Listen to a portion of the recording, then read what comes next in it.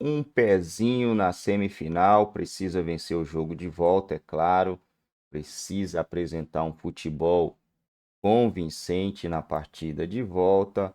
É um 0-0, é goleada para o Atlético, né? Porque mata-mata você se classifica, não tem essa de ter que jogar bem, ter que jogar bonito, né? Você tem que se classificar.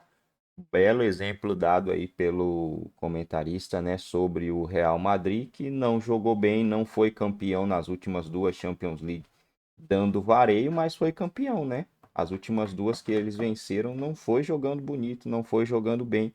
No final das contas, deu Real Madrid. Então vamos lá assistir mais um cortezinho topzera aqui do canal. Amassa o dedo no like, se ainda não é inscrito, dá essa força, dá essa moral pra gente. Foi o que aconteceu ontem. O Atlético não está classificado, mas conseguiu a vitória fora de casa. Só para completar de minha parte, antes do Prats e do Donk falarem também, primeiro, bem claro, não tira o merecimento da vitória do Galo de forma nenhuma. O São Paulo teve mais oportunidades. Mérito do Atlético Mineiro de ter um grande goleiro que ontem fez uma grande partida. Nos chutes do Rato, naquela bola do Caleri, ele foi bem demais. Segundo, você disse que não considera um chute de fora como uma grande chance. Ou as estatísticas talvez também não considerem. A probabilidade de gol é muito menor. Mas eu discuto isso. Se você tem um bom chutador, como, por exemplo, o São Paulo tem o Rato, como, por exemplo, o Atlético Mineiro tem o Hulk, e esse cara, dentro de um jogo, tem um espaço para poder aplicar o chute dele, e a bola vai no ângulo, vai na trave, o goleiro pega, para mim também é uma grande chance. É diferente do cara que entra cara a cara, Se o cara acerta mas o chute, não é uma grande chance? Se o cara acerta o chute, ela se transforma numa grande chance. Então, mas, em eu geral, discuto isso. o chute de fora da área tem menos probabilidade de entrar do que o chute da pequena área. Depende de quem for o centroavante, de quem for o chutador. Mas, em geral, você tem razão. Geral, é isso. Diga, Prats. Primeiro que é uma excelente vitória do Atlético dentro do Morumbi. O Atlético venceu um time que está num momento muito positivo, como é o São Paulo. É um jogo defensivo muito bom do Atlético. Primeiro tempo, São Paulo levou algum perigo em finalizações de fora da área, mas não vi ninguém assim tão dominante para ganhar ou para ir para o intervalo com vantagem. Segundo tempo, mais do São Paulo, né? E principalmente com o Sabino carregando a bola. O zagueiro do São Paulo virou, entre aspas, quase que o armador do time. Como o Atlético bem, né? às vezes se fechava um pouco mais, marcava um pouco mais no próprio campo, o Sabino começou a encontrar alguns passes, carregando a bola e saía de uma primeira pressão que o Atlético fazia nos zagueiros do São Paulo. Mas assim, chance da área mesmo teve essa do Lucas. A do Caleri ele ganha do Alonso, né, que sai machucado. Essa foi a bola principal para o São Paulo ganhar o jogo, foi essa, no 0-0 ainda, que o Lucas perdeu o gol. O Caleri você não considera uma grande chance? Considero, mas não desse tamanho. Essa daí o Lucas Ele entrou cara a cara com o goleiro, tinha o Luciano entrando no meio da área. O Everson fechou muito bem. Agora, um jogo... e a marcação do Atlético ontem era a marcação de alguns encaixes individuais. O Saravia, por exemplo, acompanhava o Lucas em muitos setores do campo. Então, o Lucas saía da esquerda para o meio, o Saravia estava junto com ele. O Otávio junto com o Luciano. E o Atlético fez bem esse tipo de marcação. O São Paulo não conseguiu muito sair dessa marcação do Atlético em grande parte do jogo. O Max Cubeiras fez uma alteração aos 45 do segundo tempo, quando ele tira o Wellington Rato para colocar o Nestor. E o Rato nem era ali, nem de perto, um dos piores jogadores do São Paulo em campo. O Rato foi o melhor jogador do São Paulo. Sabino gostei também. Sabino foi bem. Foi bem, o Lucas Sabino também foi muito bem, apesar do gol perdido. Mas o que mais gerou o jogo para o São Paulo foi o Rato ontem. Foi. Principalmente arrematando de fora da área. E aí, quando o jogo está caminhando para o 0-0, que para o Atlético não seria um mau negócio, o Atlético estava até contente com esse empate no Morumbi, pensando em levar a decisão para Belo Horizonte. Vem a falta no Igor Gomes, que começa num erro do Luciano, que não consegue dominar a bola. E dá falta, o Scarpa coloca a bola no outro lado, Batalha cabeceia muito bem. E o Atlético ganha um jogo duro e muito importante para a caminhada. Além dos méritos do cruzamento, foi o Scarpa que cruzou? Foi. Scarpa, o gol do Batalha, além dos méritos do Galo, não houve uma falha coletiva de marcação do São Paulo também nesse gol? Também. Na opinião de você? Na minha opinião, sim. Sim. Porque ele tinha vários jogadores do São Paulo. Olha quantos jogadores do São Paulo. Ele aparece livre para cabecear, né? O Luiz Gustavo até tá próximo, mas ele estava marcando outro jogador, para mim, mais do Arboleda no lance. Eu acho que ele acabou, foi ali nas costas dele. Eu tenho essa impressão que o Arboleda poderia... Foi coletiva, concordo, mas acho que ele é o cara individual que poderia ter feito algo melhor. Luiz Gustavo? O Arboleda. Foi a movimentação do Batalha é sensacional, né? E, aliás... Tempo de bola. Aliás, o Batalha já resolveu a classificação contra o São Lourenço numa bola do Scarpa. Exatamente. E assim, um detalhe também que a gente tem que chamar a atenção, até o Rafael Oliveira que estava na transmissão e pontuou isso. Faltas centrais não são tão comuns assim para situações claras de gol. Então, assim, não é uma... Geralmente aquela bola lateral que o jogador levanta, se ninguém desvia, complica a vida do goleiro, ou normalmente alguém desvia e faz o gol. Falta central, é difícil você ter um alto índice de uma probabilidade de Porque gol. normalmente a defesa está mais de frente para a Tá bola. mais de frente, e é o que reforça. E aí o mérito dessa jogada. Exato. Do Scarpa, que bate muito bem. E do Batalha, o Batalha consegue um cabeceio ali com um grau de dificuldade considerável. Muito alto. Não tá fácil para acertar.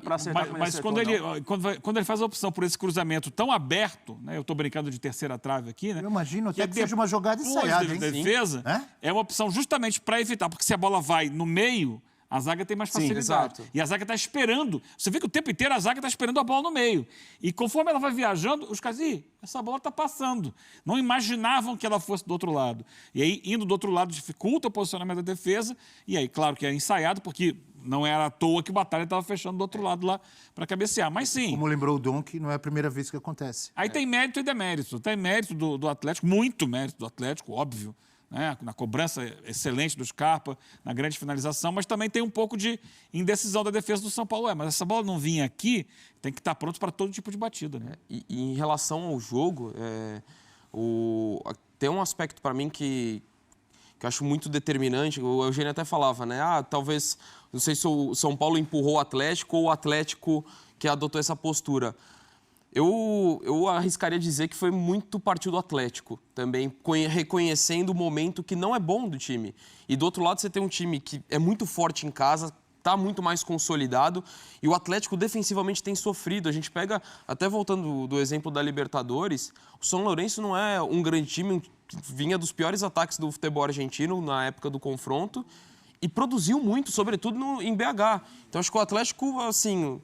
Jogou com o regulamento, abraçou um 0x0 até. É uma adaptação uma coisa, Benito, né, Dom? Que é uma adaptação de um treinador, e que eu às vezes tem uma ideia de futebol, tem o que ele considera o ideal para jogar, e onde se adaptou. Olha, o mata-mata, primeiro jogo é fora de casa contra um time que está muito bem, como eu vejo São como Paulo. um mérito do Milito.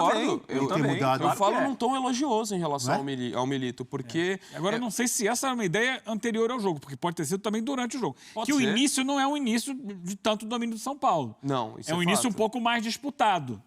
E aí, por isso a minha questão. O Atlético tentou jogar no início, só que ele não foi conseguido. Então, talvez, tá difícil de botar o que eu tento. E aí, vamos recuar um pouquinho, então, vamos para um plano B. Ou foi um plano B, ou de foi um fato, plano A. ou de fato no campo, assim, não consigo sair, não consigo trabalhar a bola como eu gosto de trabalhar e não tem jeito. É difícil a gente precisar pode ter isso. imaginado é uma percepção, né? Ele pode ter imaginado faz antes sentido. que seria realmente difícil ele ter a posse, ele dominar o Falou jogo sobre isso depois. contra o São Paulo. Falou sobre isso Né? depois, que o plano foi traçado muito em cima do momento do São Paulo, sabendo que é um mata-mata, que não iria decidir o jogo no Morumbis. Era preciso um jogo defensivo muito bom no Atlético, e eu acho que o Atlético fez um jogo defensivo muito bom. Muito bom. Claro que o São Paulo teria a chance. Não tem como o São Paulo não iria não chutar no gol. Enfim, poderia até tomar o gol do Lucas no final, que foi um erro de marcação no meio da pequena área. Mas, de maneira geral, o Atlético se comportou muito bem defensivamente. Os zagueiros ficaram poucas vezes expostos. Batalha e o Alonso. O Alonso perde numa jogada que ele se machuca com o Caleri. Batalha fez um jogo muito bom. O Otávio muito ligado no jogo. Eu achei que o Galo foi bem. De travar o São Paulo Travou mesmo. muito bem. E você tem que entender e assimilar o formato da competição. Isso influencia demais. Não dá para achar que o Galo do Milito joga dessa forma. Ok, ele tem essa ideia. Mas você vai com uma quartas de final, que você tem ida e volta, 180 minutos para resolver. Acho que você tem que condicionar também muito ao formato da competição. E para mim o Atlético fez isso de forma perfeita. Então, eu acho que o exemplo que você trouxe, Eugênio, do Real Madrid, ele é, assim, marcante. O Real Madrid costuma ser dominante nos jogos dele, não costuma? Sim. Imagina que o Ancelotti pensou, contra o Manchester City não adianta que eu não vou jogar como eu jogo sempre. Correu um enorme risco, mas passou, se defendendo o jogo inteiro. Exato. É semelhante, tem uma semelhança, não tem? Ó, a gente tem uma tela, porque São Paulinos, alguns ou... Bom, galerinha, é isso aí, como eu disse, né? Mata-mata não se joga. Você tem que se classificar, adotar uma estratégia diferente do futebol quando se trata de pontos corridos. É completamente diferente. O Galo saiu na vantagem, pode empatar o jogo dentro de casa, se sai na frente jogando nos seus domínios. É muito bom, já ficaria com a vantagem de 2-0, só não pode dar uma de Corinthians, né? Não sei se foi na Sula ou se foi na Copa do Brasil. O Corinthians colocou 2-1 no Bragantino, na casa do Bragantino. Meteu 1-0 jogando na Neoquímica Arena e sofreu a virada. O jogo foi para os pênaltis e acabou se classificando nos pênaltis. Mas se você tá com 2-0 jogando em casa, você não pode tomar 2 gols jogando em casa, né? Isso aí, falar com um colega meu, é inadmissível. Não dá. Eu acho que o Atlético tá com o pé na semifinal.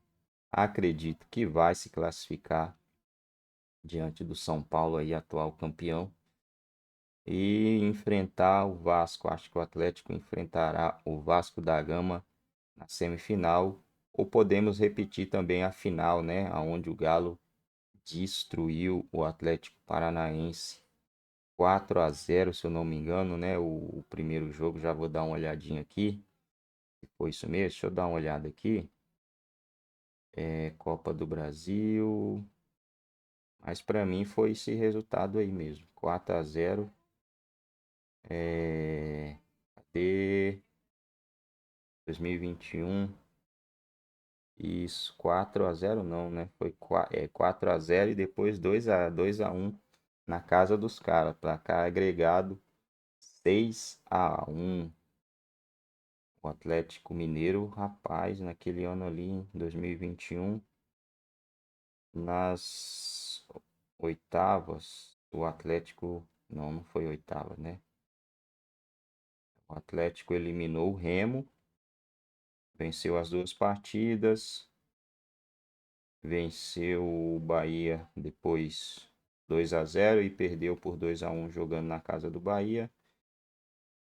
Venceu o Fluminense, passou pelo Fluminense vencendo os 2 jogos. Aquele Galo de 2021 era brabo, hein, cara?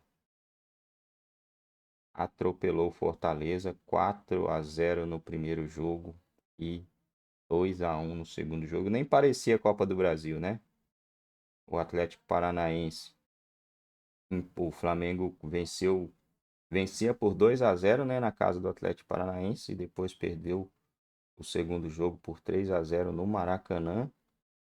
E aí a final foi um verdadeiro baile do Atlético Mineiro. O Atlético Mineiro brincou naquele ano de 2021, né? Poderia ter levado as 3 competições por um regulamento, uma falha boba, um pênalti perdido. O Galo não chegou à final da Libertadores.